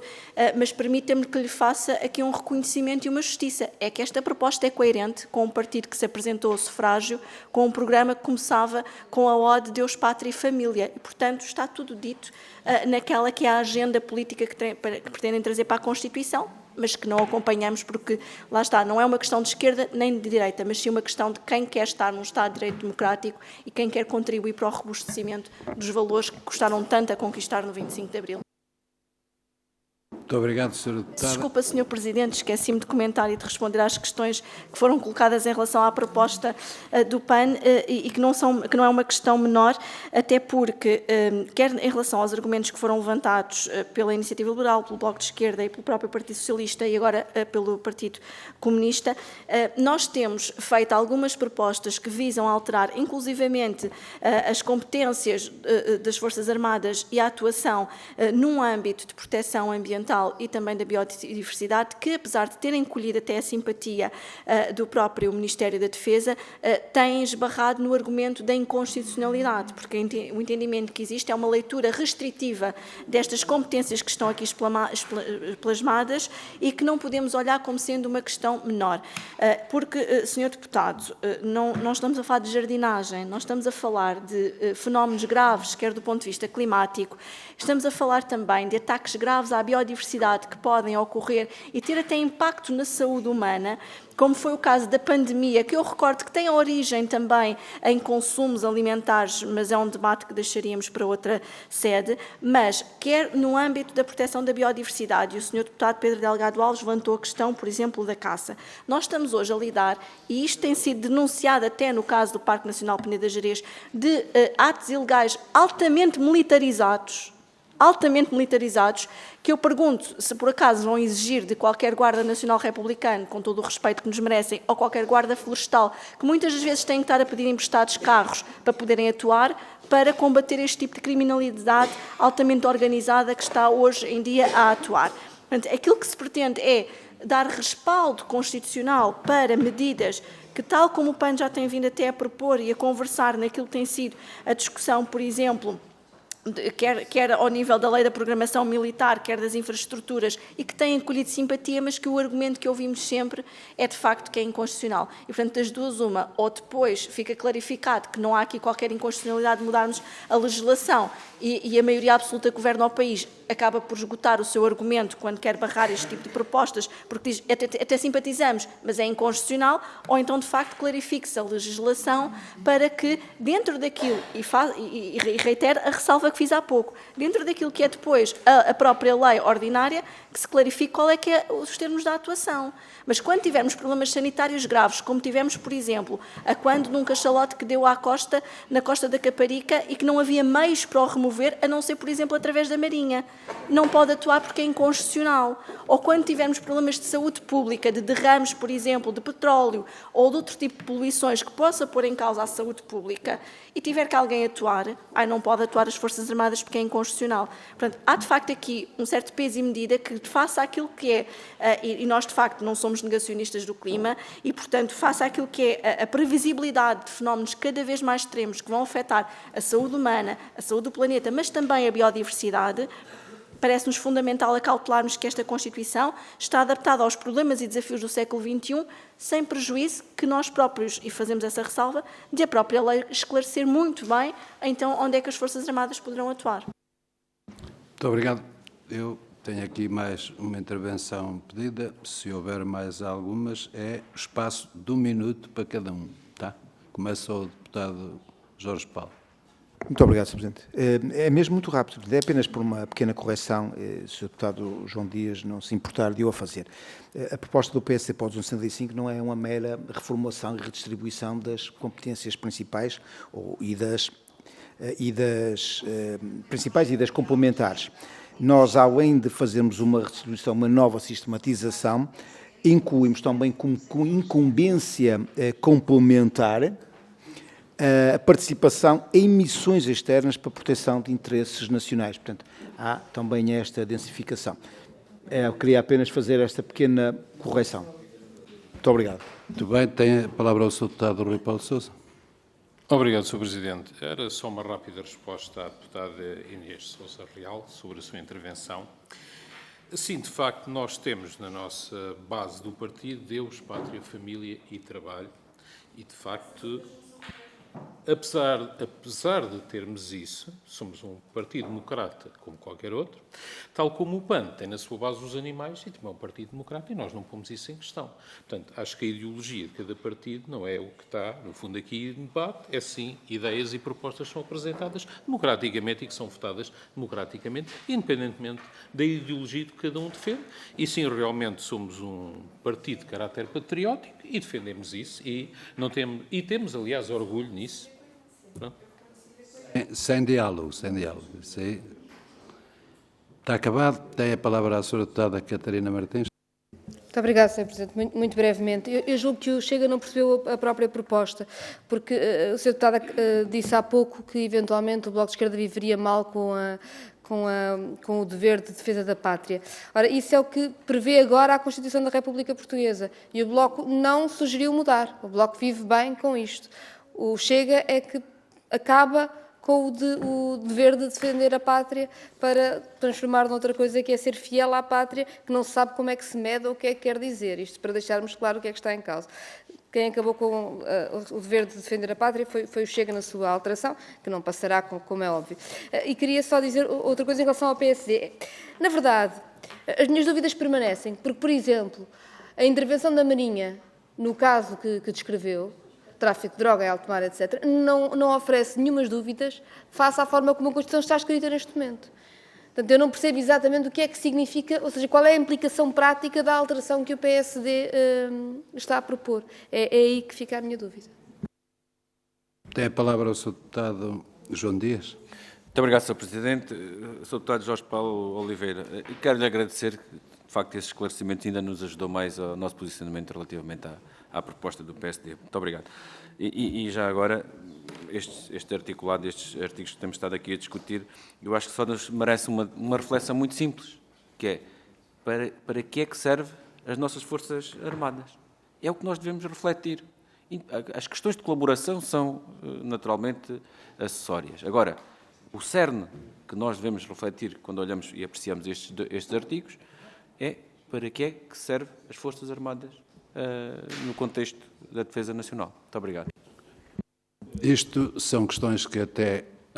sim, sim, mas não vamos entrar mais em diálogo, senão pode responder, depois que não provoque outra resposta do mesmo lado, senão... Não, é só um esclarecimento Sim, à sim. deputada Catarina Martins. Se repararem bem no que nós propomos no artigo, nós não retiramos o número 1, nós subimos o número 1. Portanto, nós acrescentamos um artigo. Portanto, o número 1, a defesa da pátria, é direito e dever fundamental dos portugueses, continua a existir. Portanto, nós não estamos a retirar nenhum artigo, estamos a acrescentar um artigo que passa a ser o número 1 e o número 1 passa a ser o número 2. Era só para Na prática, isso. é defender e ser leal. E como é que é? É defender e ser fiel. Pronto. É defender e ser fiel. E já agora, só para terminar mesmo, quero deixar aqui ao nosso deputado do PCP só dizer que, no mínimo, as Forças Armadas servirão para defender da invasão russa quando algum dia chegar. Nessa altura entregamos o F-16 que estava a falar ali o Jorge Paulo Oliveira, já variados. Este está a ser gravado, nós não podemos brincar. Vamos passar ao Conselho de Coesão Territorial e Geracional, artigos 164, a linha Z, que é o 276B. Isto para explicar só a introdução, depois o Sr. Deputado André Coelho Lima explicará tudo. Isto só por acharem que está aqui, é quando discutimos o artigo 164, o PSD, como tinha uma proposta específica nessa altura, portanto, quis passá-la para quando discutíssemos o 276B, não é? Essa é a proposta. Portanto, tem a palavra o Sr. Deputado André Coelho Lima. Sr. Presidente, muito obrigado, mas só dar nota que será o Sr. Deputado Alexandre Poço que falará pelo PSD. Pensava que era o Sr. Deputado André Coelho Lima, que era a indicação que eu tinha aqui. Tem agora a palavra o Sr. Deputado Alexandre Poço. Muito obrigado, Sr. Presidente. Cumprimento as senhoras deputadas e os senhores deputados.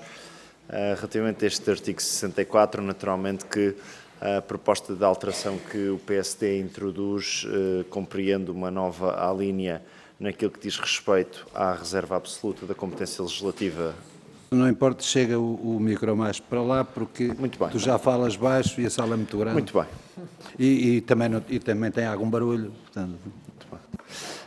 E, portanto, relativamente àquilo que estava a dizer sobre o artigo 164, ora, a proposta do PSD está bastante relacionada com a adição aqui de duas novas alíneas naquilo que é a reserva absoluta da Assembleia da República e que tem uma relação estreita com a proposta de aditamento que o PSD faz no artigo 276, que visa a criação de um Conselho da Coesão Territorial e Geracional.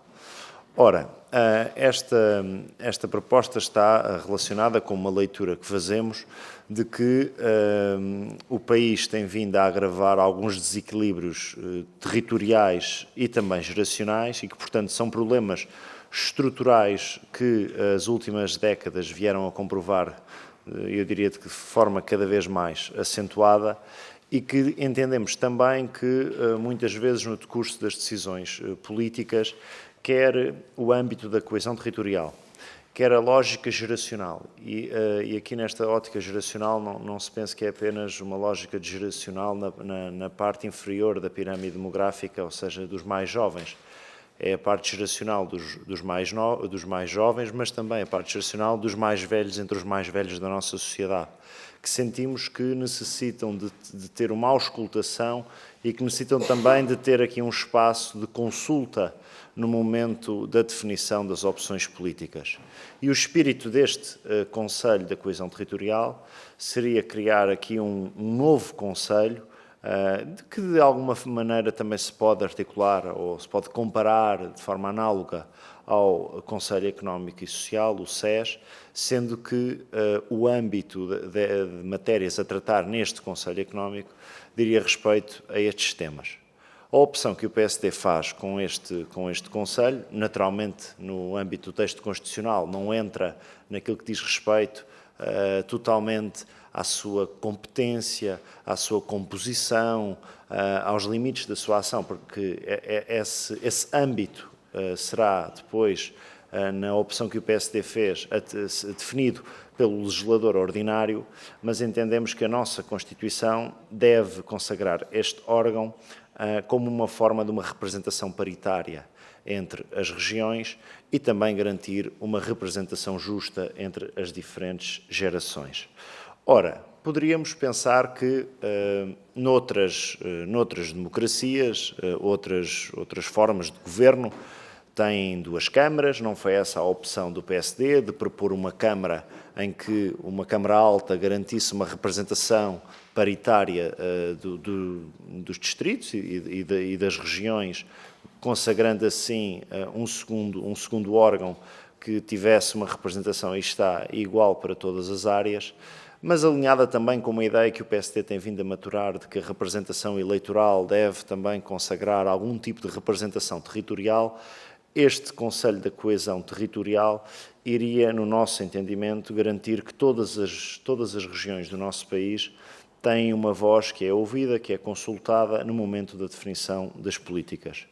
Por outro lado, naquilo que diz respeito à lógica da coesão geracional, também sabemos que noutras democracias já existem órgãos como os provedores do futuro, os provedores das novas gerações, os provedores do desenvolvimento geracional, da sustentabilidade entre gerações.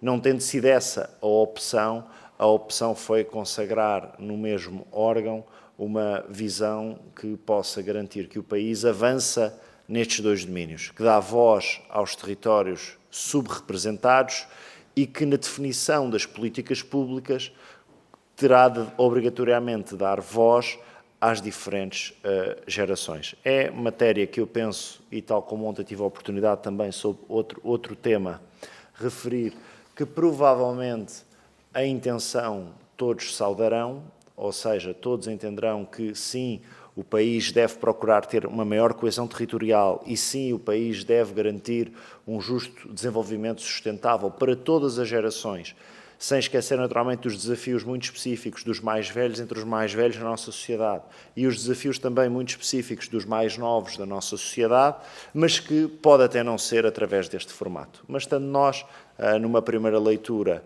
poderemos depois passar numa segunda fase à definição daquelas que podem ou não ser possíveis, eu diria, possíveis soluções de consenso, se entender esta Câmara que há uma maioria constitucional para a semelhança daquilo que se fez numa lógica corporativa, mas não corporativa no mau sentido da palavra, uma lógica corporativa de profissões, de representação dos trabalhadores, de representação das atividades empresariais no Conselho Económico e Social, garantir que o país também pode ter um Conselho, neste caso, que represente território e gerações diferentes. Muito obrigado.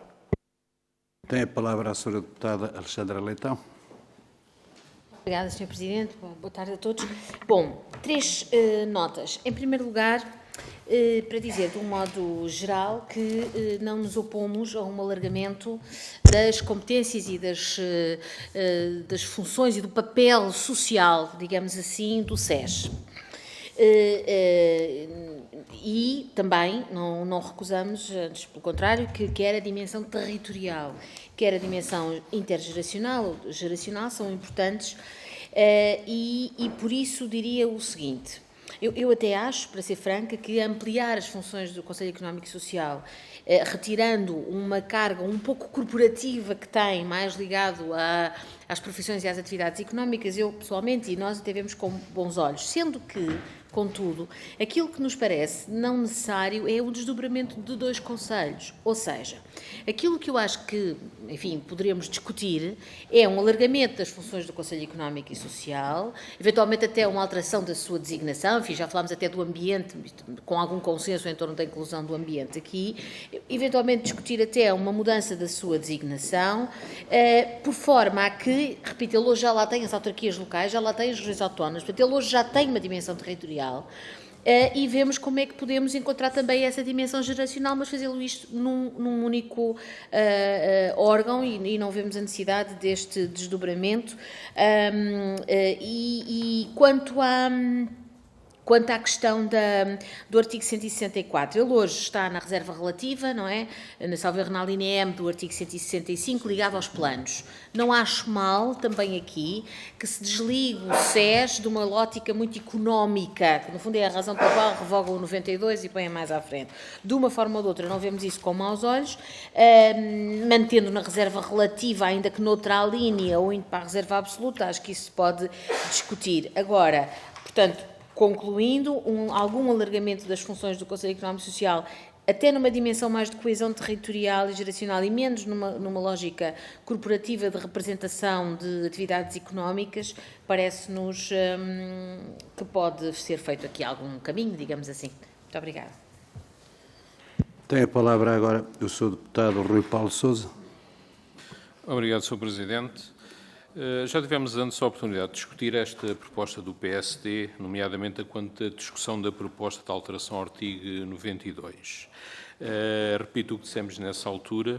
Portanto, no fundo, o PSD propõe relocalizar o artigo referente ao Conselho Económico e Social, retirando da parte relativa à organização económica e introduzindo um novo título relativo a Conselhos da Coesão. E, portanto, integra a política económica como fator de coesão. Concordamos que a política económica seja realmente relevante enquanto motor de coesão económica e territorial, no entanto, isso não implica que o referido artigo tenha que ser relocalizado e consideramos que este até nem seja o local mais adequado para o colocar.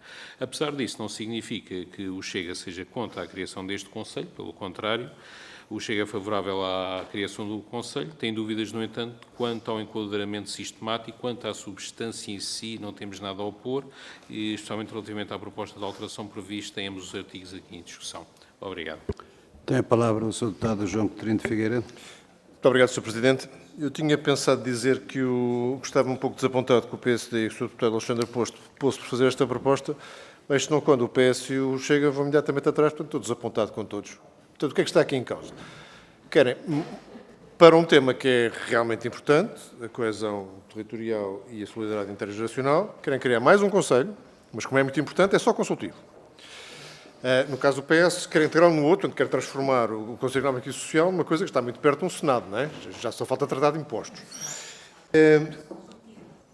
A sua própria Constituição, se eu admito que a representação paritária de regiões seja possível, a representação paritária de gerações, eu gostava de ver a lei que determina isso, independentemente do facto que a idade mental e a idade biológica variam significativamente. E, sobretudo, é contraproducente, porque ao estarmos a dizer que é preciso um Conselho para a coesão territorial e para a solidariedade intergeracional, significa que não estamos a cada uma das políticas, e raras são aquelas que não têm impacto numa ou ambas destas realidades, em nenhuma das políticas que fazemos aqui, 230 deputados eleitos por várias regiões e de várias gerações, a levar isso em conta. E, portanto, como isso é uma preocupação secundária, fazemos um conceito só para isso. É vez de ser uma preocupação central e presidir a todas as nossas decisões.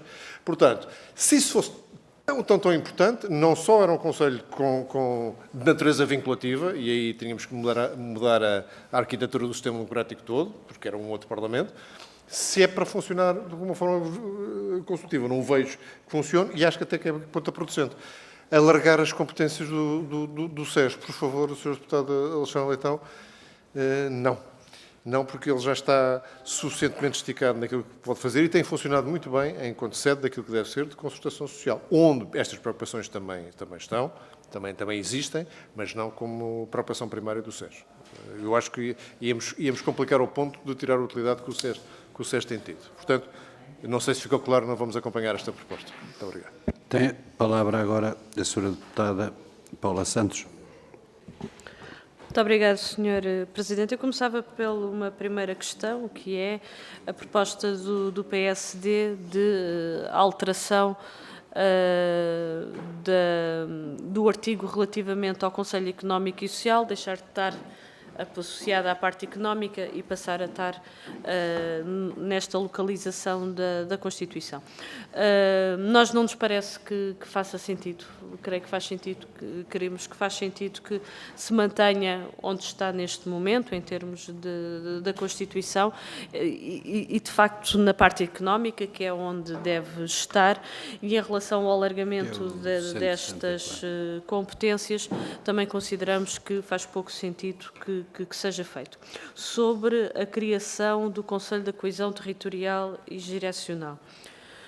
Se o objetivo é mais coesão territorial, é mais desenvolvimento, é as questões que se prendem com as regiões, nós ontem estivemos a discutir aquilo que seria necessário, que a nossa Constituição já coloca e que ainda não foi concretizado, que é a criação das regiões administrativas, que é o que permite, de facto, no plano do país, poder haver um nível de desenvolvimento regional, de combater assimetrias, de fixação de população, ou seja, há um conjunto de aspectos vastos, outros um conjunto de aspectos vastos que, naturalmente, a criação das regiões administrativas daria um contributo enorme para a superação de um conjunto de problemas que hoje temos e que se tem vindo a agravar. Não nos parece que a solução para estes problemas que temos no país e que temos, que é uma evidência, que é um facto, seja através da criação do Conselho da Coesão Territorial e Geracional, como é proposto. Muito obrigado. Tem a palavra agora a Sra. Deputada Catarina Martins. Muito obrigada, Sr. Presidente. Eu confesso que também não temos simpatia pela proposta. Ou seja, não é pelo tema, é pela forma de resolver a questão.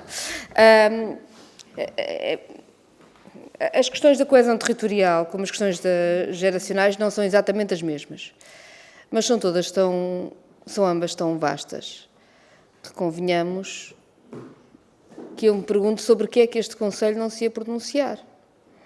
É que eu não me estou a lembrar neste momento de nenhuma decisão que o Parlamento tome, nenhuma, que não tenha implicação entre coesão territorial ou geracional. É que não me lembro de nenhuma. Não estou a conseguir lembrar de uma única decisão. E, portanto, é o quê? É um Conselho que se pronuncia sobre tudo o que o Parlamento vai fazer? Todas têm. E eu não digo que nós não temos que ter mais mecanismos para estudar as questões da coesão territorial, ou até da coesão territorial acontecer, a regionalização. Eu acho que é um bom caminho. Concordo plenamente com o deputado Paulo Santos sobre isso. Mas a questão é, mesmo que nós quiséssemos, o que é que este Conselho ia fazer? Qual é a medida que existe que não tinha de lá ir? Por um lado. Por outro lado, a ideia de que se pode afastar estas questões e o SES, o Conselho Económico e Social, da parte da economia, bem, eu isso então não percebo de todo.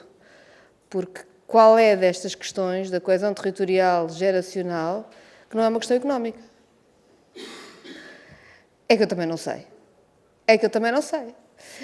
E, portanto, tenho aqui, percebem a minha dúvida. Eu acho que há uma intenção que até pode ser boa, na prática, enfim, não se percebe, não se percebe para que é. E as coisas que não se percebe para que é são muito perigosas. Imagino que criamos um conselho e depois ficamos todos contentinhos a achar que a coesão territorial e geracional está a ser tratada por uma coisa que não pode funcionar à partida. Isso era grave. Muito obrigado. Tem a palavra agora o Sr. Deputado Alexandre Poço para poder responder. Muito obrigado. Agradeço também os contributos que as deputadas e os deputados que se pronunciaram sobre estas propostas do PSD nos deram. Naturalmente, nós não entendemos que a nossa proposta belisca, e respondendo diretamente ao deputado João Coutinho Figueiredo, nós não entendemos que esta proposta belisca, de qualquer forma, a lógica da democracia representativa. Ou seja, não entendemos que ela não fica alterada ou que não fica diminuída, nem os deputados ficam diminuídos por existir um Conselho que, em matérias que possam afetar de forma diferente as diferentes regiões do nosso país e também as diferentes gerações, que este Conselho se pudesse pronunciar. E, portanto, penso que o deputado Coutinho Figueiredo colocou, de certa forma, uma adversativa entre a democracia representativa e esta proposta. Eu penso que até se poderiam complementar. Naturalmente que existiriam sempre, como existe até, muitas vezes na relação que o Parlamento tem com o Conselho Económico e Social, momentos em que o Parlamento diz que não foi ouvido, outros momentos em que o SES diz que não foi ouvido, portanto, poderíamos, isto é dinâmico, portanto, assumo, agora não é a priori algo que estivesse escrito de forma taxativa que a criação de um Conselho destes iria levar de imediato a uma diminuição daquilo que é o papel e o mandato dos deputados da Assembleia da República. Por outro lado, também acompanhando, até com um espírito de franqueza, aquelas que são as observações que as deputadas Paula Santos e Catarina Martins aqui fizeram, naturalmente que sabemos que provavelmente existiria essa dificuldade e não temos problema em admiti-lo nesta fase da discussão, porque sabemos que muitas opções políticas, nomeadamente, por exemplo, tudo o que diz respeito até a questões económicas, seja a compromissos de longo prazo, de médio prazo, têm muitas vezes o tal impacto em diferentes gerações de forma diferente, investimentos numa zona do país em detrimento de outra, sabemos bem, portanto, com franqueza e honestidade, reconheço que naturalmente seria necessário, avançando este Conselho, definir qual é que seria o seu âmbito para que não pudesse caber nele tudo e mais um par de botas, ou então estaria a pronunciar-se sobre todas as áreas, mas também olhando hoje, por exemplo, para a composição do Conselho Económico e Social, também já lá estão, como disse aqui há pouco a Sra. Deputada Alexandra Leitão, mais entidades do que aquelas que provavelmente estariam na lógica pura e dura de representatividade de corporações e profissões e atividades económicas.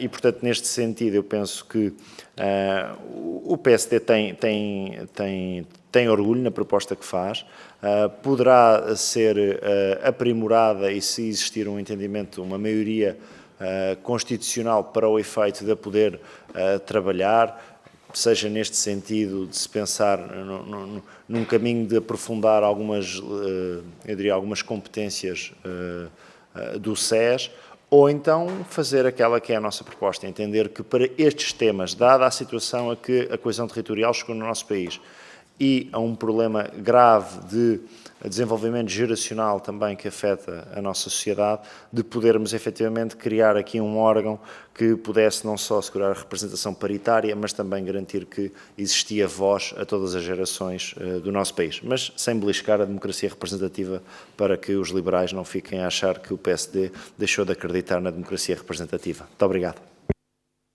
Muito bem. Está terminada a reunião. Vamos entrar, como já perceberam, na próxima semana nas autonomias regionais e, portanto, essa matéria será discutida. O único artigo que está para trás, sem ser é o recurso de amparo e, portanto, temos que decidir se o pomos já na próxima ou se fazemos no final das autonomias. Não, para Sr. trás. Presidente, desculpe, não preciso ligar. Não, sim, mas isso... Não, mas isso é diferente. Estou a dizer, esses são limites depois à Constituição, são de outras matérias, portanto, eu estou já tem a agenda feita de 31, do 5, do 6 que tem aí e não tem o recurso de amparo. Portanto, vamos seguir a ordem de trabalhos que temos. Então, muito obrigado.